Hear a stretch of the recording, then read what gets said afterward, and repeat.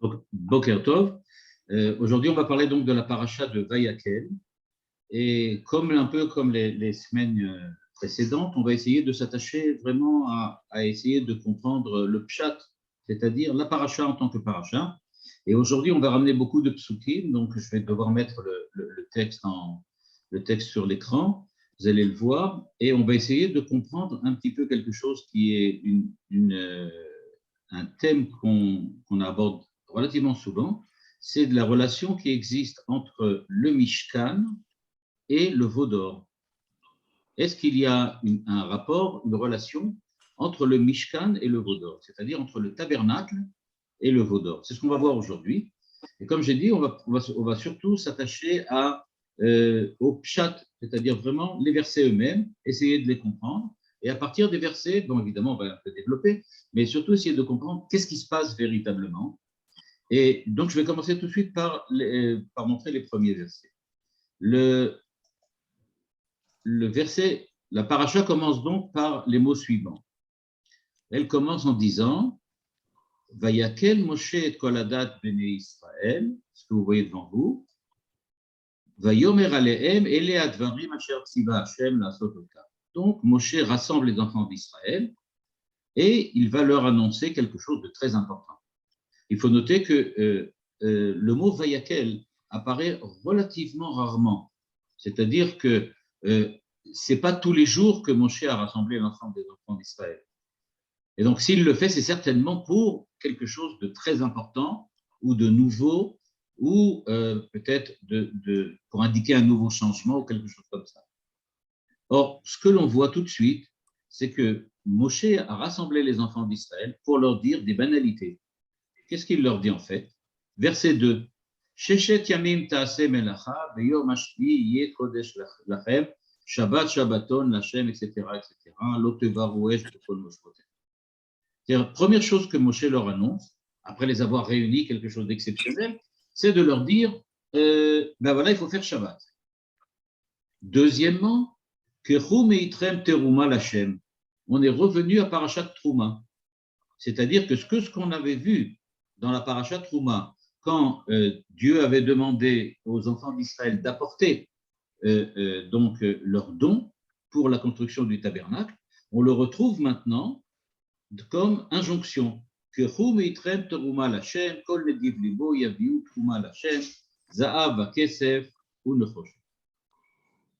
Donc, voilà, ça c'est le début de la paracha. Les deux questions qui se posent tout de suite, et elles sont les suivantes. Premièrement, pourquoi y avait-il besoin de rassembler les enfants d'Israël pour leur dire ça? C'est pas dire que c'est une banalité, mais presque. Dans les Aseret Adivrot, on a entendu parler du Shabbat. Plus tôt, on verra, et ça a déjà été, on en a aussi parlé dans Parashat Kitissa. Donc, ce n'est pas la première fois. Alors, pourquoi rassembler l'ensemble des enfants d'Israël pour parler du Shabbat? Ensuite, donc ça, c'est la première question. Et ensuite, pourquoi les rassembler? Donc, pourquoi répéter encore une fois l'histoire du Shabbat? Deuxièmement, pourquoi les rassembler pour faire cela? Entre parenthèses, si vous regardez l'Agmara se pose déjà la question, le Midrash se pose déjà la question. Et donc l'Agmara et le Midrash posent la question et se demandent pourquoi on répète encore une fois Shabbat. Et là, il y a une réponse technique qui est non seulement légitime et juste, mais qui, du point de vue de la halacha, est respectée, à savoir qu'on a répété les Ilchot Shabbat avant la construction du Mishkan pour nous dire que la construction du Mishkan devait respecter Shabbat. C'est-à-dire que le jour du Shabbat, on n'a pas continué à construire le Mishkan. C'est ce que les Chachamim disent dans la Gemara. Donc, c'est pour ça qu'on l'a répété une seconde fois. Donc, ça, c'est important, effectivement, de le savoir. C'est-à-dire que le respect du Shabbat était plus important que la construction du Mishkan, et beaucoup d'explications et d'explicitations ont été écrites et dites au sujet de ça, que le Shabbat est plus important que le Mishkan. Je rappelle notamment, bien qu'on n'a pas le temps d'en parler ici, toute la direction de pensée qu'avait emprunté à l'époque, qui s'appelle Yoshua Eshel, quand il avait parlé de la Kedusha dans le temps et la Kedusha dans l'espace, et il avait montré, à la suite justement du fait que les enfants d'Israël avaient l'interdiction de construire le Mishkan pendant Shabbat, que la Kedusha dans le temps, c'est-à-dire le Shabbat, est plus importante que la Kedusha dans l'espace. Le temps, c'est-à-dire l'histoire, c'est-à-dire l'évolution, c'est-à-dire le fait que l'homme va en évoluant et en devenant meilleur à chaque fois. C'est-à-dire qu'on parle ici de la création de l'identité juive ou de l'identité religieuse, et donc il disait que la création de l'identité religieuse est plus importante que le rattachement à la terre, c'est-à-dire à l'espace. C'est pour cela que, disait Eshel, on préfère le Shabbat au Mishkan. Le véritable Mishkan, il y a un livre, il a écrit un très très beau livre sur le Shabbat, le véritable Mishkan, le véritable tabernacle de l'homme, disait Eshel, c'est le temps, c'est le Shabbat, c'est pas le temple, celui qu'on a à Jérusalem. Donc bon, ça correspond aussi à sa pensée, etc. En tout cas, voilà ce que, on va dire comme ça, les éléments. Donc on a les éléments, on va essayer de comprendre ce qui s'est passé. En fait, il faut se rendre compte que déjà dans la paracha de Kitissa, c'est-à-dire la semaine dernière, on avait déjà vu qu'après que Dieu ait ordonné aux enfants d'Israël de construire le Mishkan, je voudrais rappeler ce qui se passe. On a 3 parchiotes qui parlent du Mishkan. Enfin, pardon, 5. C'est-à-dire 3 blocs, 5. On a Teruma Tetzavé qui nous disent comment va être le Mishkan. On a Kitissa dans lequel on reçoit l'ordre de terminer avec le Misbeach Hazav dont on va parler tout à l'heure. On a la conclusion de l'injonction de construire le Mishkan. Puis on a Vayakel Pikoudé, la construction de facto du Mishkan. C'est dire l'importance. 5 parchiotes qui en parlent. Donc, si on regarde ce qui se passe toujours au niveau du pshat, du littéral, du sens littéral, si on regarde maintenant ce qui se passe, là, je crois que je n'ai pas mis en route l'enregistrement, pardon. Si. Alors, je l'ai mis en si route. Vous l'avez mis en route, oui. Ah, d'accord. J'ai eu peur que je l'ai oublié. Oui, d'accord. Non. Et donc, si les enfants d'Israël ont reçu l'injonction du Mishkan et qu'on en parle pendant 5 parchiotes, c'est évidemment pour dire l'importance que ça a. Et donc, Akadosh Baruch Hu a déjà parlé du Shabbat et a déjà parlé du Shabbat dans le cadre de la construction du Mishkan. C'était dans la paracha Kitissa la semaine dernière. Voilà maintenant le texte, encore une fois, de la Torah, entre la ligne 16 et 20. Vayomer Hashem el Moshe lemor, ve'ata daber el bnei Israël lemor, ach et shabtotai tishmeru, ki ot i beni u benechem ledorotechem lada'at ki ani Hashem kadishkom. Donc on voit bien clairement qu'après qu'on ait terminé de demander aux enfants d'Israël de construire le Mishkan, Dieu vient dire respecter le Shabbat. Et je rappelle qu'à ce moment-là, on peut déjà, les Chachamim, et déjà des explications disent, oui, c'est pour nous dire qu'il ne faut pas transgresser le Shabbat pendant la construction. Et voilà ce qu'il est écrit à la ligne 19, Ushmartem et Shabbat ki kodesh ilachem, kol haoseba melakra venitrat hanefesh ha'i bikerev hamelach. Donc, on a déjà parlé du Shabbat. C'est déjà quelque chose qui est connu. Et même, on a déjà parlé du Shabbat en rapport et en relation avec le Mishkan. Et donc, la première explication, là, je pris une explication que j'ai trouvée dans un des Talmidei Chachamim de Gush Etzion, qui dit la chose suivante.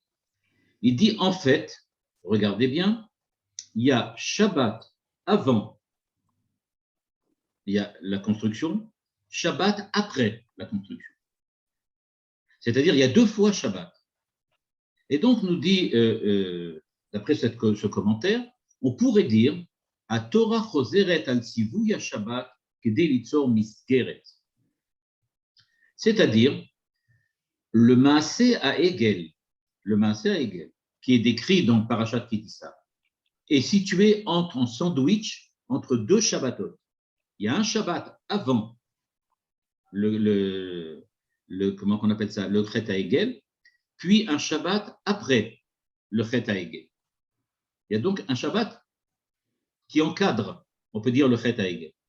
Eh bien, c'est comme si on voulait dire en fait que le Mishkan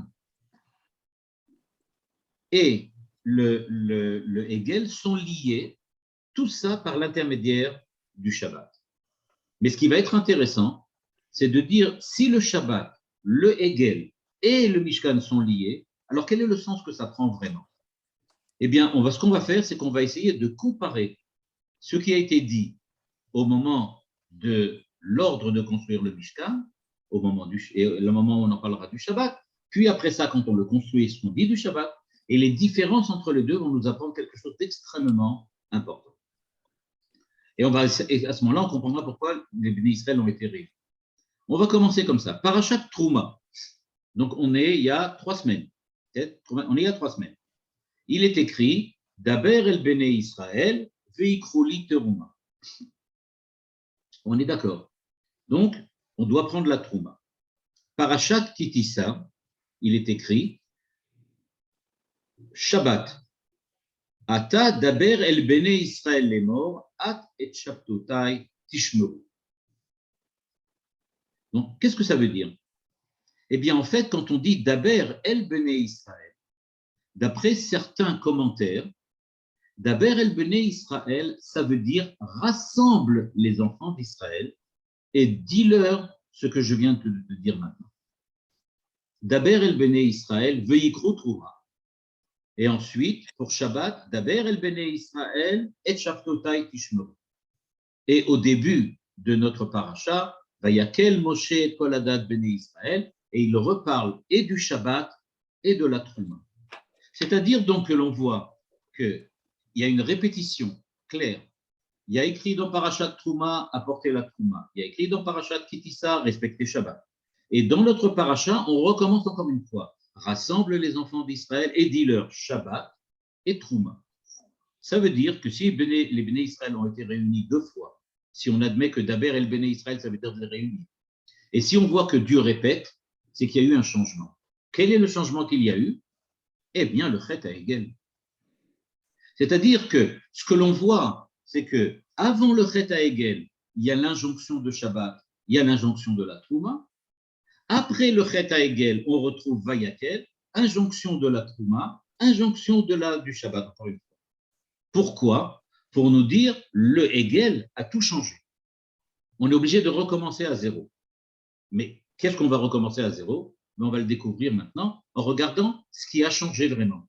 Et ce que je veux vous montrer aujourd'hui, c'est qu'en fait, il y a des changements auxquels on ne fait pas toujours attention, mais qui sont extrêmement importants entre avant le Chet HaEgel et après, qui vont nous expliquer la véritable dimension du tabernacle, celle qu'on va découvrir cette semaine dans Vayakel Pikoudé, et qui n'existait pas au moment de Terumat et Tzaf. Première dimension très importante, c'est l'autel sur lequel on apportait l'encens, le Mizbeach Hazav. Le Mizbeach Hazav se situe à l'intérieur du Mishkan, c'est-à-dire il est à l'intérieur du bâtiment même, et à l'intérieur de ce bâtiment, il y a donc le Mizbeach Hazav. Il y a le Mizbeach Hazav. Ce Mizbeach Hazav, pour véritablement comprendre ce qui s'est passé, c'est qu'en fait, le Mizbeach Hazav ne se trouve pas en même temps que le reste des ustensiles du Mishkan. Si vous regardez l'ordre que Dieu indique aux enfants d'Israël pour construire le tabernacle, il dit la chose suivante. Vous allez fabriquer le Haron, vous allez fabriquer le tabernacle lui-même, vous allez fabriquer la menorah, vous allez fabriquer la table, et ça s'arrête. Ça s'arrête, c'est fini. Puis après, vous allez donner des habits aux Kohanim, et ils vont avoir leur couronne, et puis il va avoir l'habit, etc., tous les habits. Une fois qu'on a terminé tous les habits des Kohanim, brusquement, la Torah revient et recommence en disant vous allez construire un autel pour y apporter de l'encens, la Kétoret. Et donc, là encore une fois, les commentateurs se posent la question, pourquoi la Torah a déconnecté le Mizbeach Hazav du reste des ustensiles du Mishkan? il fait partie des ustensiles du Mishkan au même titre que la table ou la menorah qui était à l'intérieur. Et pourtant, il est dans un autre chapitre, le chapitre 30. La plupart des commentateurs sont d'accord pour dire que, en fait, le Mizbeach HaZahav n'a pas les mêmes règlements, les mêmes règles, les mêmes lois que le reste des ustensiles, et c'est comme ça que le Rambam le cite du point de vue de la halakha. C'est-à-dire que ce n'est pas exactement les mêmes halachot qui concernent le Mizbeach HaZahav que le reste. En fait, on pourrait dire que ce qui se passe vraiment, c'est que le Mizbeach HaZahav n'est pas écrit en même temps parce qu'il est différent, pas seulement au niveau de la halakha, mais au niveau du fondement, du principe. Et regardez ce qui va se passer maintenant. Quand on regarde dans la construction du Mishkan, il est écrit que Moshe a construit le Haron, je suis à la ligne 21, le Shulchan, on est dans la parashat Vayakel, donc Moshe Betzalel et Oliav ont fabriqué le Haron, ils ont fabriqué le Shulchan, Vaya'as et Mizbach HaKetoret, et Shitim, Amaorgo, etc. Pour la construction, on voit clairement que le Mizbach est construit à la suite de tous les ustensiles. Et il n'est pas construit à la fin, différemment après, même si du point de vue de la halakha, il y a une différence. En fait, il se trouve que ce qui s'est passé, le Mizbach HaKetoret, en fait, c'est-à-dire l'autel de l'encens, est très différent parce que, en fait, dans Parashat Kitissa, si on regarde bien, on a reçu l'ordre de le construire parce qu'il est en relation avec la faute du veau d'or et pas avec le Mishkan, on va dire comme ça, a priori. Il y a un a priori du Mishkan qui est la menorah, le Kodesh HaKodashim, l'arche sainte, la table, les murs, etc. Par contre, le Mizbeach HaZahav va changer, il va véritablement changer de fonction à partir du moment où les enfants d'Israël vont fauter à la faute du Hegel. Regardez ce qu'il est écrit. Vayomer Hashem el Moshe, kach lecha samim, nataf, ushrelet, bechel bena, etc. Donc Dieu demande dans Parashat Kitissa, la semaine dernière, prépare de l'encens.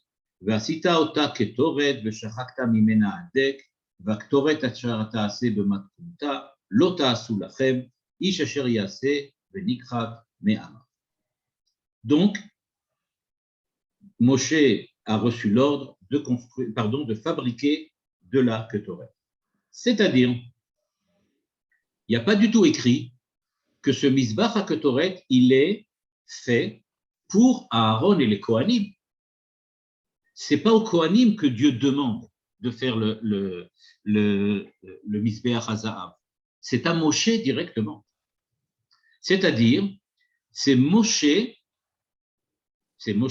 qui doit faire la Ketoret, pas les Kohanim. Ce n'est pas les Kohanim du tout. C'est pour ça que dans Parashat Kitissa, c'est-à-dire l'injonction qui vient dire voilà, préparez l'encens qu'on va brûler sur l'autel de l'encens dont on a parlé dans Parashat Tetzavé, eh bien, cette Ketoret, ce n'est pas les Kohanim qui s'en occupent, c'est Moshe. Et donc, on comprend pourquoi en a-t-on parlé après les habits des Kohanim, parce que ce n'est pas un ustensile qui a rapport avec le service des Kohanim. Ça a rapport avec Moshe. Et c'est pour ça que Dieu dit Kach lecha samim. C'est toi qui vas prendre ligne 1. Kach lecha. C'est à toi de prendre, pas aux Kohanim. Les Kohanim, eux, ils n'ont pas l'injonction de faire la Ketoret. Et donc, pourquoi c'est comme ça? Parce que Parashat Kitissa parle des Samim avant la faute du Hegel. À la faute du Hegel, on va voir qu'il va y avoir un renversement de sens et la Ketoret ainsi que le Mizbeach HaKetoret vont prendre une autre fonction, une autre dimension qu'ils n'avaient pas avant le Chet HaHegel. On va regarder maintenant ce que disent les Chacham. On sait que chaque fois que les enfants d'Israël, on parle de la Kétoret, on parle de quelque chose qui doit faire la séparation entre la révélation de la résidence divine, c'est-à-dire la présence de Dieu, donc la révélation, la présence de Dieu et l'homme. Par exemple, pourquoi ou quelle est la fonction la plus connue de la Kétoret? C'est le jour de Yom Kippour, quand le Kohen Gadol rentre à l'intérieur du Kodesh HaKodashim et qu'il met la Kétoret à l'intérieur. C'est-à-dire, il rentre avec une énorme pelle dans laquelle il y a des braises. Ces braises-là, il prend la Kétoret, il la fait brûler dessus, et donc il y a une énorme fumée qui se remplit le Kodesh HaKodashim. La Torah nous dit Ki be'anan er'e à la kaporet. Qu'est-ce que ça veut dire Ki be'anan er'e à la kaporet? Parce que je vais me révéler, je vais me montrer sur le couvercle, on peut dire, sur le couvercle de l'Arche Sainte, be'anan, dans une nuée, dans un nuage. Tout le monde, évidemment, a à l'esprit le fait que quand Dieu s'est révélé sur le mont Sinaï, en haut du mont Sinaï, il y avait aussi une nuée, et on en avait parlé la semaine dernière ou la semaine d'avant, on avait parlé du fait que Moshe était rentré à l'intérieur de cette nuée de feu et de flammes, et que tout le monde avait peur qu'il soit mort là-bas, et c'est une des raisons pour lesquelles les enfants d'Israël ont ensuite fauté.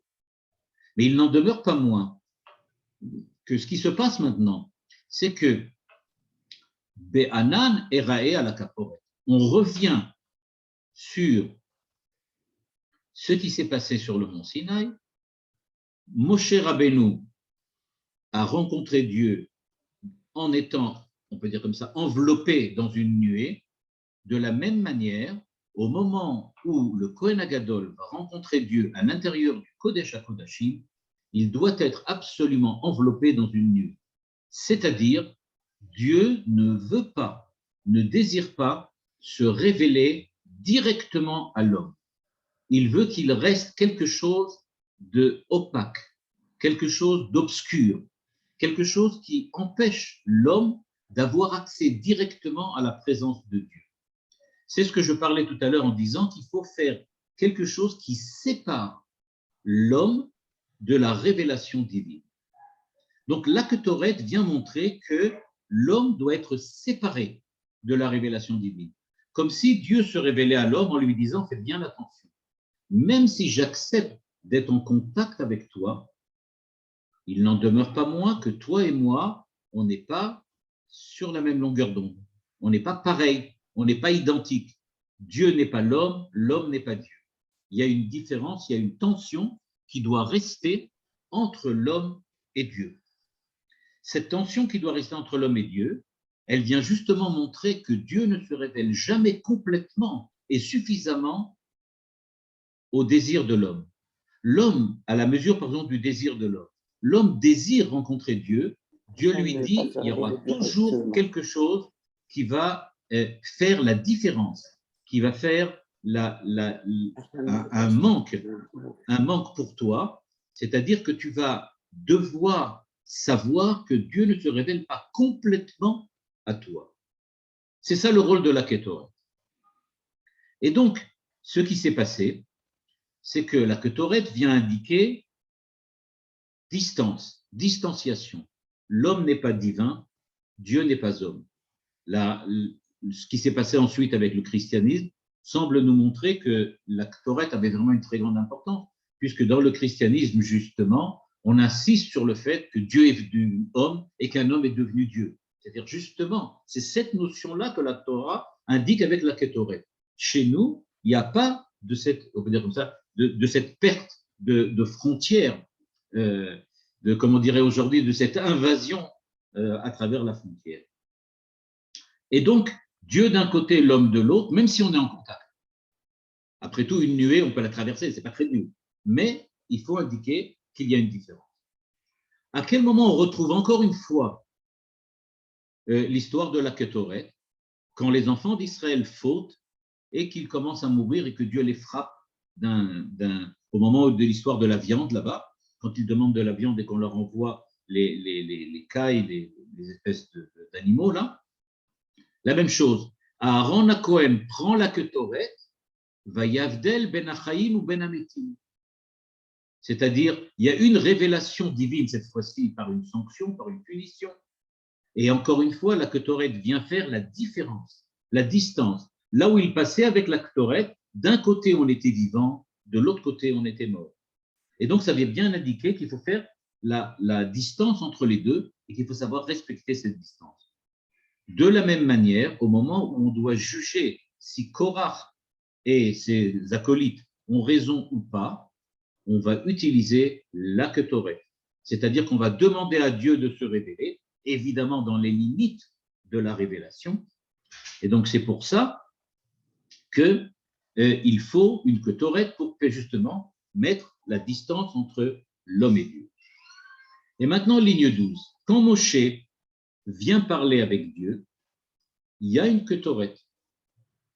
C'est-à-dire, pourquoi Moshe est enjoint par Dieu de préparer une Ketoret? Parce qu'il va rentrer, lui, tout le temps dans le Kodesh HaKodashim pour parler avec Dieu et qu'il va recevoir de Dieu tous les ordres qu'il va ensuite transmettre aux enfants d'Israël. Et comme il doit rentrer à l'intérieur du Kodesh HaKodashim, eh bien, qu'est-ce qu'il doit faire? Il doit rentrer à l'intérieur du Kodesh HaKodashim, et comme le Kohen Gadol, qui ne le faisait qu'une seule fois à Yom Kippour, lui, semble-t-il, devait le faire à chaque fois. C'est pour ça que Dieu, je reviens sur le texte maintenant de la paracha, si vous lisez cette texte de la paracha, vous voyez maintenant que ça apparaît clairement. Vayomer Hashem, kach lecha samim, etc.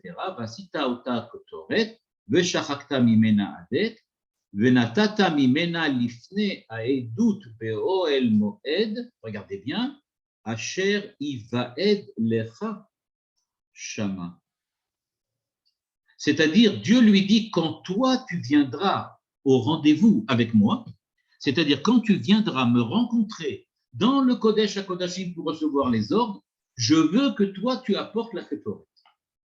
C'est-à-dire que la Ketoret s'adresse à qui? À Moshe exclusivement. C'est parce que Moshe doit rencontrer Dieu très souvent qu'il a besoin d'apporter une Ketoret tout le temps pour faire cette distance entre l'homme et le Créateur, pour bien indiquer qu'il n'y a pas mélange. Moshe n'est pas un être divin et Dieu n'est pas infus, n'a pas donné, c'est pas mis en présence à l'intérieur de Moshe l'homme. Et donc c'est pour ça qu'il est écrit Vaktoret lotasu lachem kodesh tiye lecha lachem. Regardez, c'est impressionnant. Il y a écrit Kodesh Tiyeh, elle sera sainte pour qui? Lecha, pour toi. C'est lui qui doit apporter la Ketoret. Et il dit que personne n'en fasse et que personne ne l'utilise. Donc on voit apparaître clairement que le rôle de la Ketoret, c'est donc de faire montrer la différence entre le Créateur et la créature. Celui qui en a véritablement besoin dans le cadre du tabernacle, c'est pas du tout Aaron. Aaron n'en a absolument pas besoin. Qui est-ce qui en a besoin? Moshe. Parce que c'est Moshe qui vient dans le Kodesh HaKodashim tous les jours, ou presque, pour recevoir les ordres de Dieu concernant les enfants d'Israël.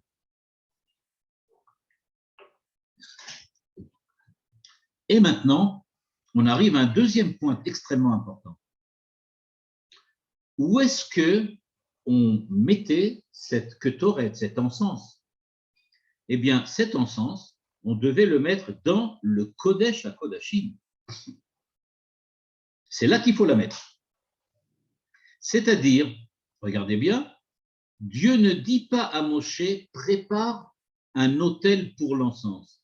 Il dit, prépare de l'encens pour que chaque fois que tu viennes, chaque fois où tu viendras dans le Kodesh HaKodashim, tu puisses créer cette nuée.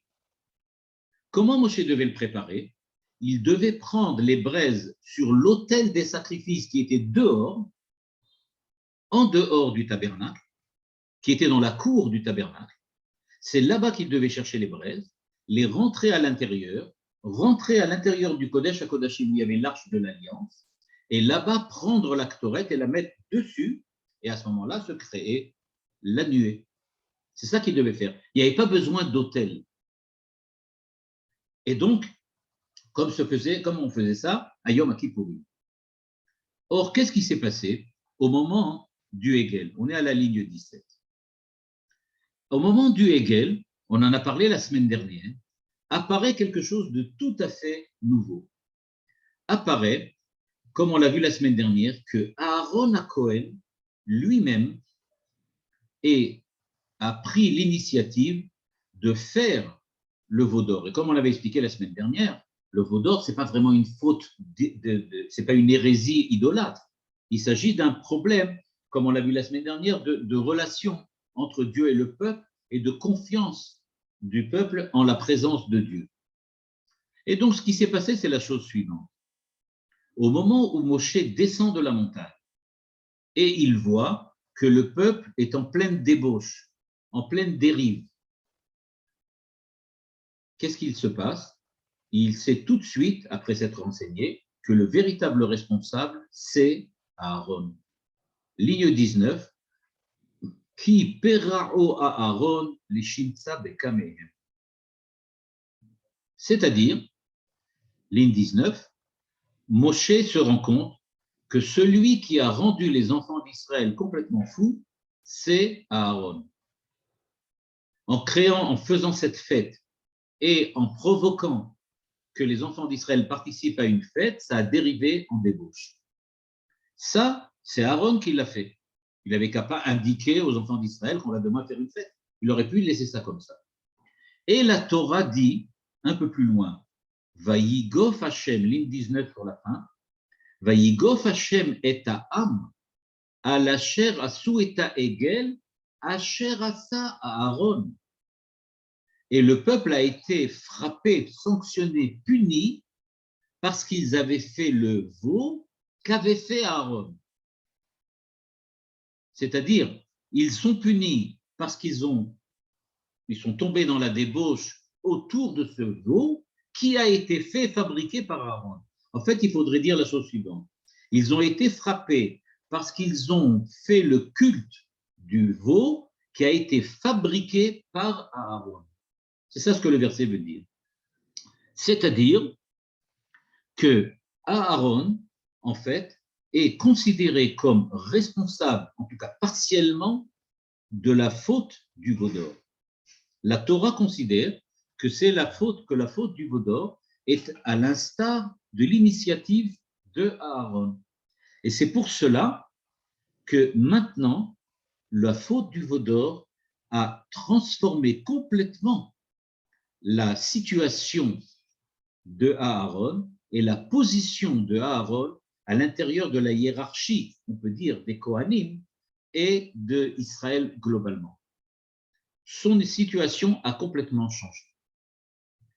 Au départ, Dieu avait décidé que Aaron serait le Kohen Gadol. C'est vrai. Mais maintenant, il y a un vrai problème. Quel est le vrai problème? C'est que Aaron a fauté, partiellement, mais il a fauté, avec la faute du veau d'or. Et donc maintenant, on a un véritable problème. Comment se fait-il comment pourra-t-on laisser Aaron continuer à être le représentant digne et véridique des enfants d'Israël dans leur service à Dieu quand lui-même a déjà fauté? Il faut d'abord qu'il se fasse pardonner, lui-même, personnellement. Et donc, le fait que l'on retienne la faute du veau d'or à Aaron fait que maintenant, il a complètement changé. À savoir que maintenant, chaque fois que Aaron va rentrer à l'intérieur du Ohel Moed, c'est-à-dire qu'il va rentrer à l'intérieur du tabernacle, il y a un problème. Dieu va se révéler et va demander, on va dire ça de manière là, des comptes à Aaron. Il va dire à Aaron, regarde, tu viens prier pour les enfants d'Israël, tu viens faire le service divin pour les enfants d'Israël, mais toi, tu as fauté. Toi-même, tu as fait une erreur extrêmement grave. Tu as provoqué la mort de milliers d'enfants d'Israël. Bon, on a vu la semaine dernière qu'on disait que les 3000 qui sont morts, c'était le Erev Rav, ce n'était pas des vrais enfants d'Israël. Enfin, on a bien vu combien la Torah est sévère par rapport à Israël à la suite de la faute du veau d'or. Et donc, on ne peut pas admettre que la faute du veau d'or soit simplement une petite erreur de passage ou un petit détail de l'histoire.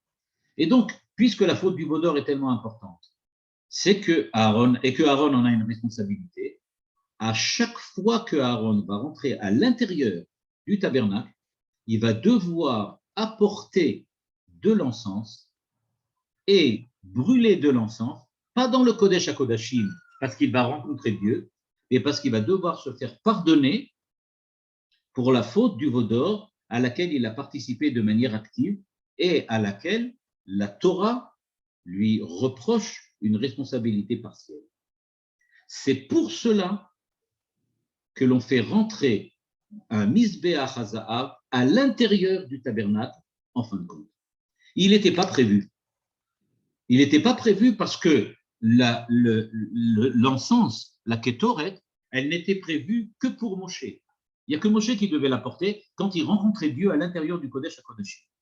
Mais maintenant que Aaron a fauté, il y a besoin de faire une distanciation entre la Midat Hadin de Dieu qui demande que Aaron soit sanctionné pour ce qu'il a fait, et Aaron lui-même qui vient pour représenter les enfants d'Israël.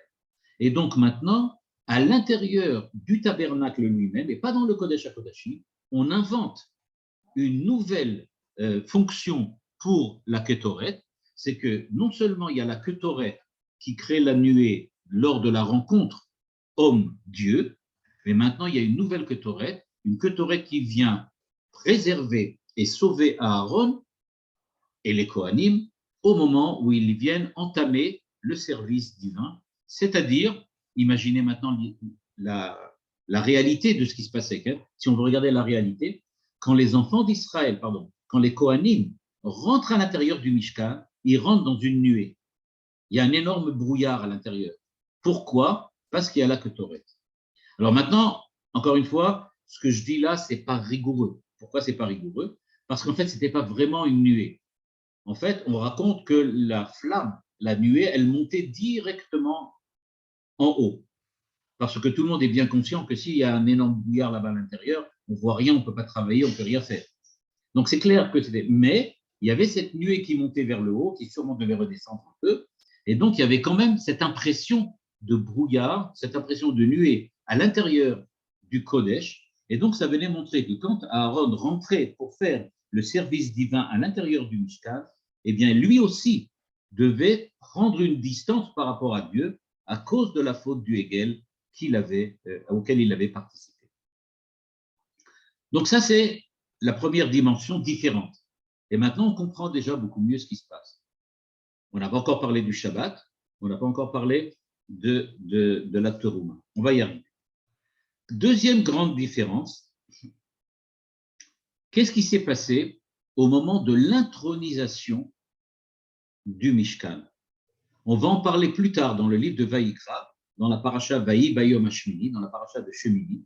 On va parler que le jour où le Mishkan a été intronisé, c'est-à-dire qu'on a terminé de le construire, une nuée est descendue sur le Mishkan, Dieu s'est révélé, vous entendez le truc, une nuée s'est révélée et Dieu était là, et Dieu était présent. Encore une fois, il faut une nuée. Cette fois-ci, ce n'est pas l'Aktoret, c'est Dieu qui amène. Donc on voit la nuée de l'Aktoret, elle est toujours en parallèle avec la nuée de la présence de Dieu, de la révélation divine. Et donc, il y avait donc pendant 8 jours, les enfants d'Israël ont fait un culte à l'intérieur du tabernacle, et le 8e jour, Dieu s'est révélé. Regardez comment elle est racontée. Ce qui va se passer, Vaï Bayom Hashmini, Kara Moshe, l'Aaron Ulbanav, Ulzikne Israël. On est dans le livre de Vaïkra, on est le 8e jour. Ok. Et donc, qu'est-ce qui se passe? Regardez bien ce qui se passe maintenant, c'est très important. Moshe intronise le tabernacle, c'est-à-dire on le met en route. C'est le premier jour, c'est la fête d'inauguration. On inaugure le tabernacle. Et donc, l'inauguration du tabernacle commence, Vaï Bayom Hashmini, 8 jours. Pendant les 7 premiers jours, on va en parler tout de suite, c'est Moshe qui fait tout le culte à l'intérieur du tabernacle, c'est pas Aaron.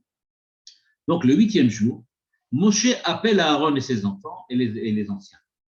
Va yomer el Aaron, kach lecha egel ben bakar lecha. Tu vas prendre un veau pour faire khatat. Qu'est-ce que c'est khatat? C'est un sacrifice d'expiation. D'expiation. Expiation de quoi? D'une faute. Donc, on est le 8e jour. Aaron n'a pas participé à rien du tout jusqu'à présent du service du tabernacle. C'est-à-dire que le tabernacle, on va le voir tout de suite, Moshe seulement en est occupé. Aaron n'a strictement rien fait.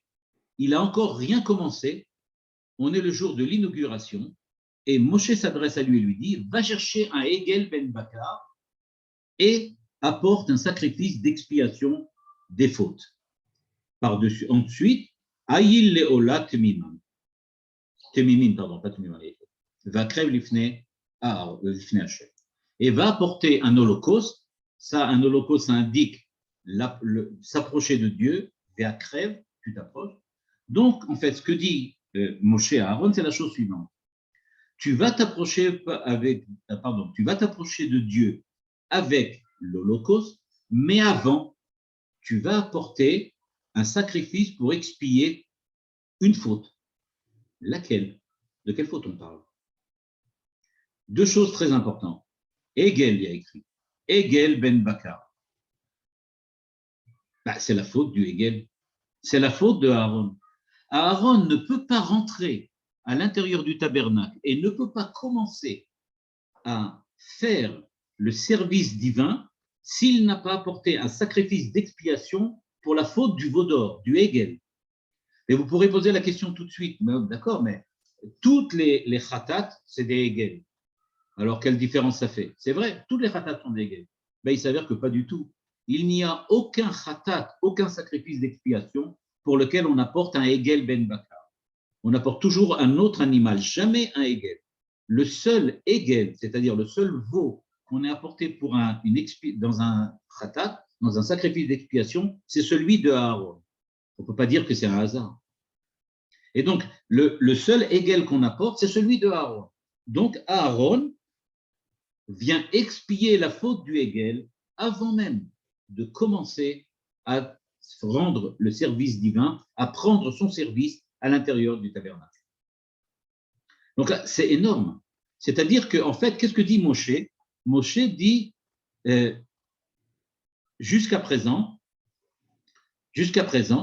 eh bien, tu es indigne de rentrer dans le Mishkan. Tu es indigne de rentrer dans le Mishkan. Le Mishkan n'est pas fait pour toi. Tu as fauté. Et donc, tu as besoin d'apporter un sacrifice d'expiation pour être pardonné. Seulement à ce moment-là que tu pourras rentrer. Et ce n'est pas pour rien.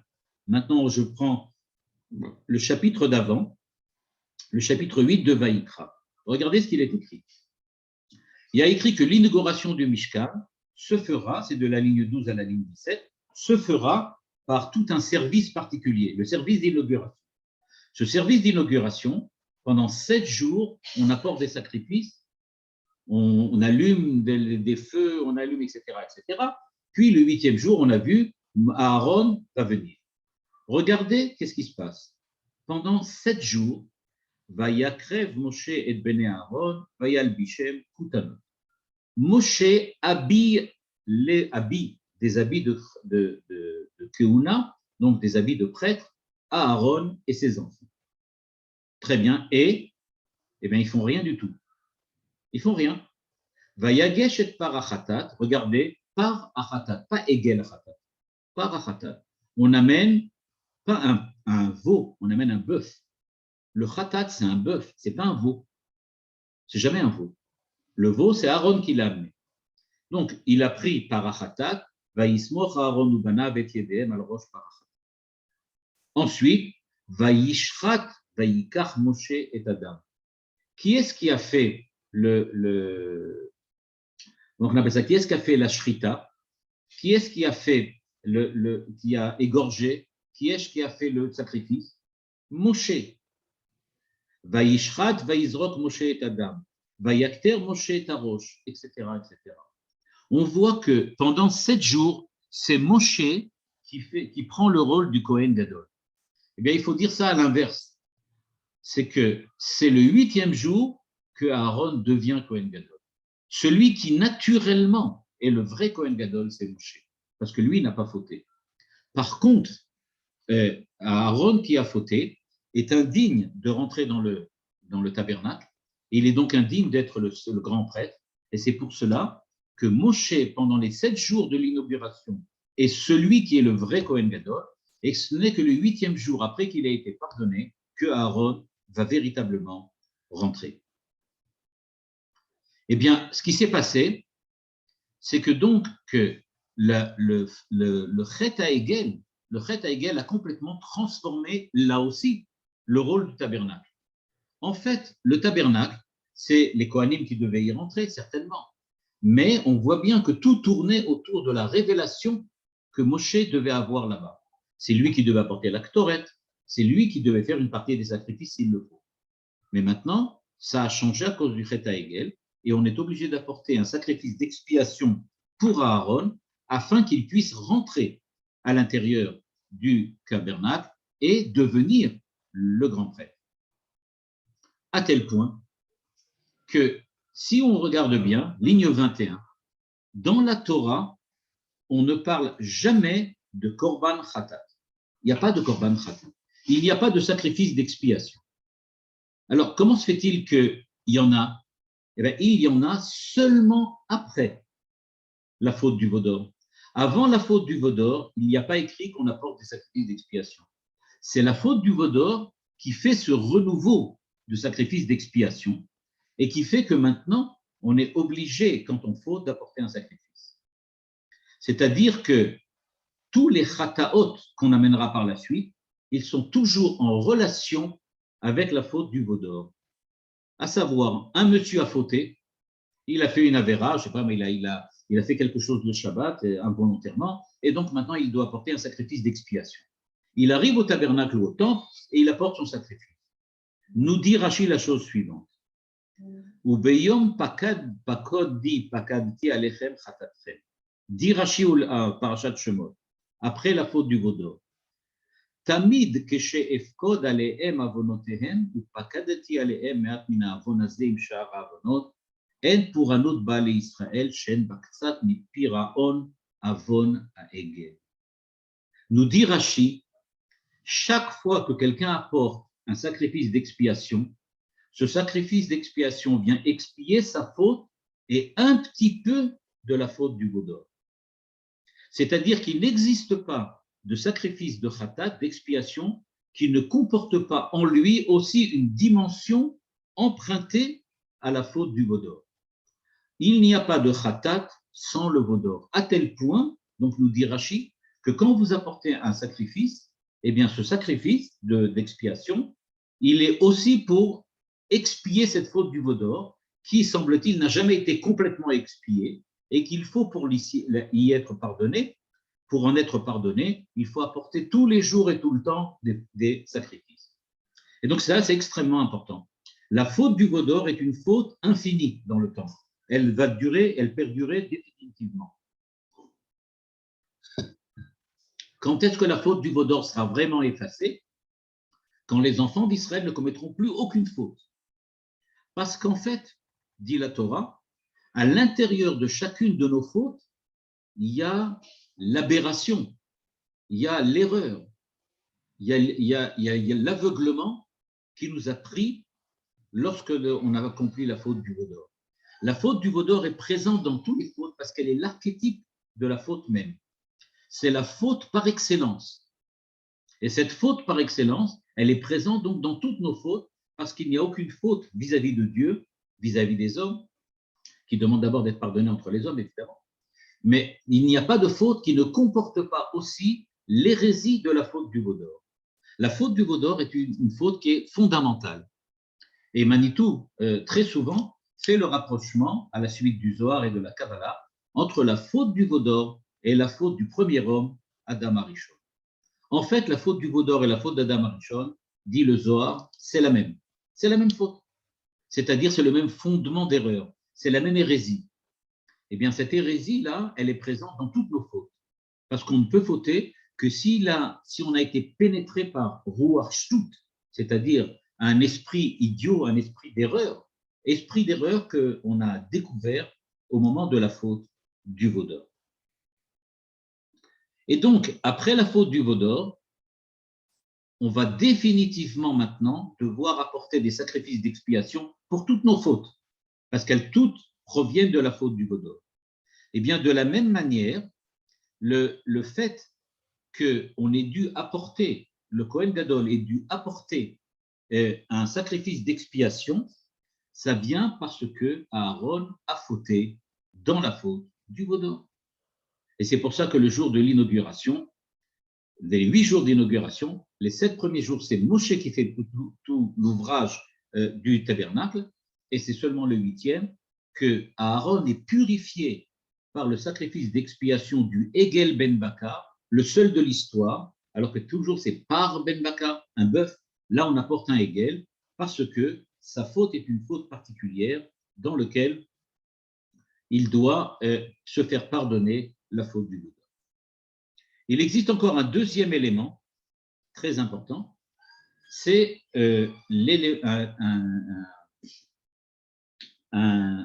l'injonction où on demande au Kohanim, et on demande au Kohanim de venir se rincer les mains.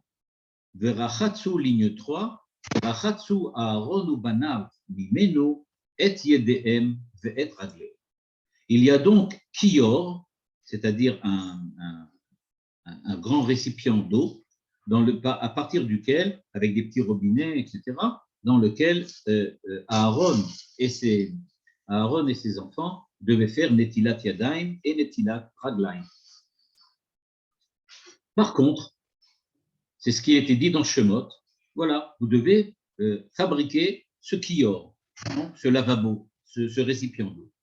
Au moment où on fabrique le récipient en question, qu'est-ce qu'il est écrit?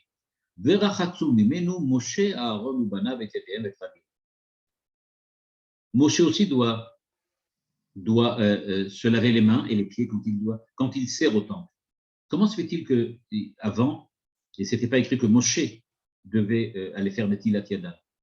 Eh bien, tout simplement parce que Moshe n'était pas prévu de servir dans le temple. Il n'avait pas besoin de faire Netilat Yadayim. Alors, pourquoi il a eu besoin de faire Netilat Yadayim maintenant? Parce que pendant les 7 jours de l'inauguration, c'est lui qui a dû faire le travail du temple parce que Aaron était indigne de le faire. Et donc, au moment où on construit et on fabrique, au moment où on fabrique le kior, au moment où on fabrique ce lavabo, eh bien, on indique que Moshe aussi va se laver les mains. Pourquoi? Parce que maintenant, on est obligé de le faire. Donc, tout ça, on voit comment la faute du veau d'or a changé, là, on va dire comme ça, la direction ou l'intentionnalité qu'il y avait dans le Mishkan. Le Mishkan qui, au départ, ne devait servir que du lieu de rencontre entre Dieu et l'homme, en fait, prend maintenant une dimension différente. Et ça explique aussi pourquoi il faut faire très attention dans notre paracha quand on voit comment ont été fabriqués les différents éléments du tabernacle et comment on les utilise par rapport à ce qui avait été prévu dans le cadre de la planification divine dans la paracha Teruma et Tetzaveh. Je vais juste terminer rapidement, on n'aura pas le temps de tout voir, mais encore une fois, un élément important qui a rapport avec la paracha Teruma. On voit qu'il y a une grande différence entre la parashat Teruma et la parashat Kitissa et Vayakel. Au moment de parashat Teruma, Dieu dit aux enfants d'Israël, amenez vos dons, c'est-à-dire amenez ce que vous voulez. Par contre, dans parashat Kitissa, on dit non, il faut amener machatzi à shekel. Chacun doit apporter un demi-shekel. Et pourquoi faut-il apporter un demi-shekel? Parce que il y a kapara, comme pour Aaron, parce qu'il faut se faire pardonner. Comme il est écrit, ligne 17, vous devez apporter un demi-shekel, lo yebahem dans les enfants d'Israël, lo yebahem, ils n'auront pas negef bifkodotam, une punition, une sanction quand on va les décompter. C'est-à-dire, on va dire quelque chose de très bizarre. Pourquoi a-t-on besoin de se faire pardonner à l'avance pour ne pas être puni? C'est-à-dire, si vous commencez à compter les enfants d'Israël, vous serez puni. Mais pourquoi on sera puni? Qu'est-ce qu'on a fait de mal? On compte, il n'y a rien de mal. Il dit, en fait, ce que l'on voit, c'est que la kapara sur les enfants d'Israël vient du fait que la paracha la moitié du shekel, eh bien, elle est venue après la faute du Hégel, encore une fois. Après la faute du Vaudor, la terouma qui était ce que chacun voulait est devenue un demi-shekel. Et pourquoi? Parce que les enfants d'Israël ont offert avec la même bonne volonté, avec le même enthousiasme pour le Vaudor, l'argent que Aaron leur avait demandé. C'est-à-dire, regardez ce qui s'est passé. Dans Parashat Teruma, Dieu demande amenez ce que vous voulez pour qu'on puisse construire le tabernacle. Dans Parashat Kitissa, Aaron dit aux enfants d'Israël amenez ce que vous voulez pour construire, pour fabriquer le veau d'or. C'est-à-dire que maintenant, ce que les enfants d'Israël ont offert pour le veau d'or, c'est venu entacher leur bonne volonté et leur enthousiasme pour le temple. C'est-à-dire qu'à partir de maintenant, on dit tous les ans, vous allez devoir offrir un demi-shekel pour bien prouver que vous êtes absolument fidèle au Dieu du tabernacle et que vous n'avez plus aucun rapport avec le veau d'or pour lequel vous avez montré le même enthousiasme. En gros, on peut dire de cette façon-là, avant la faute du veau d'or, il n'y avait pas besoin d'apporter un demi-shekel. Il y avait seulement besoin d'apporter ce qu'on veut pour construire le tabernacle. Après la faute du veau d'or, il y a une nouvelle terouma qui s'introduit, celle qu'on a lue la semaine dernière, et cette terouma, elle vient juste indiquer que les enfants d'Israël ayant fauté, ils sont obligés de venir se faire pardonner pour leur enthousiasme à fabriquer le veau d'or. Je vais juste terminer par une ou deux phrases maintenant. On comprend très très bien donc que ce qui a changé, et on comprend aussi maintenant l'importance du Shabbat. Et j'ai dit de la Trouma. Donc la Trouma, on voit très bien la différence. La Trouma d'après, qu'on apporte maintenant d'un demi-shekel, n'a aucun rapport avec la Trouma de Parashat Trouma.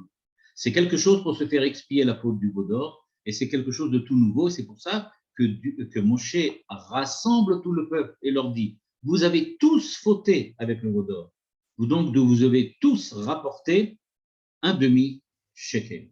Tous, vous devez rapporter le demi-shekel. Donc, c'est pour ça qu'il les a rassemblés à cause de la faute du veau d'or. Il leur demande un demi-shekel en plus de ce qu'il y a dans le Parashat Trouma à cause de la faute du veau d'or. Pourquoi il va parler du Shabbat? Eh bien, pour la même raison. Le Shabbat, avant la faute du veau d'or, c'est un Shabbat d'une relation directe avec Dieu, simplement parce que Dieu est le Créateur. Maintenant qu'il y a eu la faute du veau d'or, il va falloir introduire dans la Torah une nouvelle dimension, notre dimension d'expiation de la faute, qui n'a jamais existé avant. Cette dimension d'expiation de la faute fait que le Shabbat a une autre dimension maintenant. Il va être un Shabbat expiateur avant d'être un Shabbat relationnel. Avant d'être en rapport avec Dieu, tu vas devoir te purifier.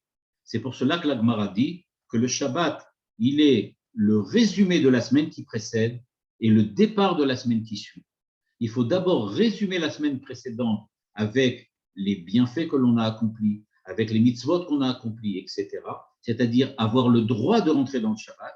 Et c'est avec ce Shabbat qu'on pourra commencer une nouvelle semaine, en espérant pouvoir être en relation avec Dieu plus tard.